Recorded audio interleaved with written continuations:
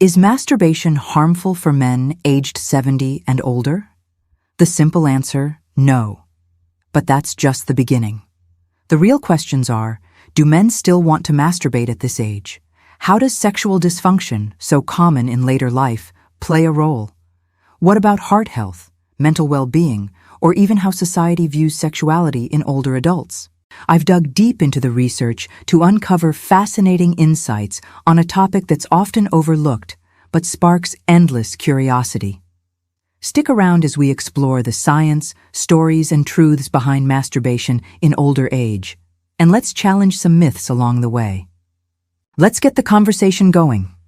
Drop a comment below with your thoughts or any questions you'd like me to explore in future videos. Don't forget to subscribe, turn on notifications, and share this video with friends who might find it helpful or interesting. Let's keep the discussion respectful and open as we dive into this important topic together. Masturbation is a normal part of human sexuality, yet it remains a taboo subject, especially when it comes to older adults. Why is that? Perhaps it's because aging is often associated with decline, and society tends to shy away from discussing sexuality in later years. But the reality is this: sexual desire and activity don't just vanish with age, they evolve. And for many men over 70, masturbation remains a meaningful part of life, whether for pleasure, stress relief, or maintaining sexual health. So why does this topic generate so much curiosity? Let's unpack the science and stories to find out. What does the research say? Let's start with the data. In 2010, a landmark U.S. population-based survey published in the Journal of Sexual Medicine examined 5,865 men and women aged 14 to 94. Among men aged 70 and older, 184 participants, 27.9% reported masturbating in the past month, and 40.6% had done so in the past year. By contrast, among men aged 25-29, 68.6% reported masturbating in the past month and 83.6% in the past year. This shows a clear decline in frequency with age, but it's striking that nearly half of men over 70 are still masturbating at least annually. A 2021 Norwegian study involving 4,160 men and women aged 18 to 89 echoed these findings. Among the 342 men over 70, 22.5% reported masturbating in the past month.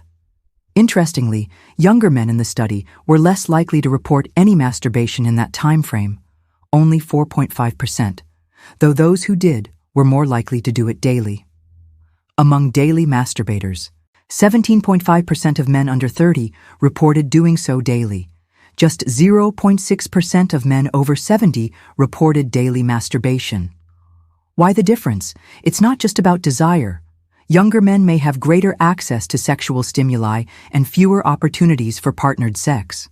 Older men may face physical limitations or have different priorities, but their engagement suggests masturbation continues to hold value.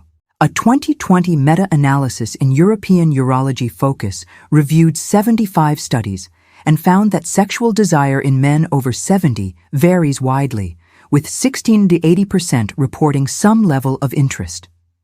This wide range tells us something important. Aging doesn't erase sexual desire. It's highly individual. The same analysis revealed that about 70% of men over 70 experience erectile dysfunction, ED, with prevalence across studies ranging from 8% to 94%. However, orgasmic function is distinct from erectile function. You don't need an erection to experience orgasm, which means masturbation can still be fulfilling even if erections are inconsistent. Interestingly, older men report less distress about ED. Up to 70% of men aged 60-70 report distress. Only 6.7 to 48% of men over 70 report the same. For men over 80, that drops to just 38%. This suggests that many older men adapt to changes in their sexual function, finding satisfaction in emotional intimacy or solo pleasure instead. Why do men masturbate? The reasons are more varied than you might expect. While sexual desire plays a role, it's not the only one. A 2018 study of 20,967 men, published in Archives of Sexual Behavior, found that many masturbate to relieve stress, anxiety, or boredom. For older men, it can also help maintain sexual function or reconnect with their bodies after periods of inactivity. That same Norwegian study found only a weak link between masturbation frequency and sexual satisfaction, meaning many men aren't doing it strictly for pleasure. Cultural context also matters. In some societies, older age sexuality is stigmatized. In others, it's embraced. These cultural differences shape how men perceive and engage in masturbation. Let's meet John, a 72-year-old retired teacher from Ohio. After losing his wife of 40 years to cancer, John assumed his sex life was over. For 5 years, he focused on gardening, volunteering, and spending time with his grandchildren, until he met Sarah, a 68-year-old artist, through a dating app. As their relationship grew, John realized he wanted intimacy again. But ED made him self-conscious. He hadn't masturbated in years, assuming it wasn't worth it at his age. Encouraged by Sarah, he spoke to his doctor, who told him that regular sexual activity, including masturbation, could support his health.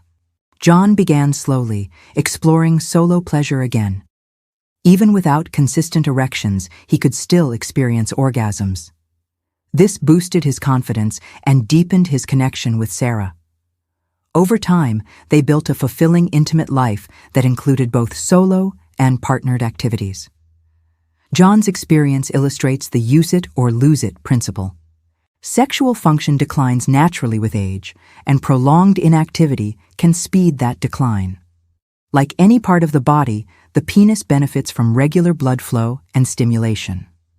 A 2016 study in the Journal of Sexual Medicine found that men who maintained regular sexual activity, solo or partnered, had better erectile function over time than those who abstained. That said, not everyone wants or needs to stay sexually active. The key is understanding that masturbation is a safe, healthy option for those who want it. Is it safe for the heart? For most men, yes. A 2011 study in the Journal of the American Medical Association found that sexual activity, including masturbation, poses minimal cardiovascular risk in healthy individuals. For men with pre-existing heart conditions, the risk is slightly higher, but still comparable to climbing stairs. When in doubt, talk to your doctor, like John did.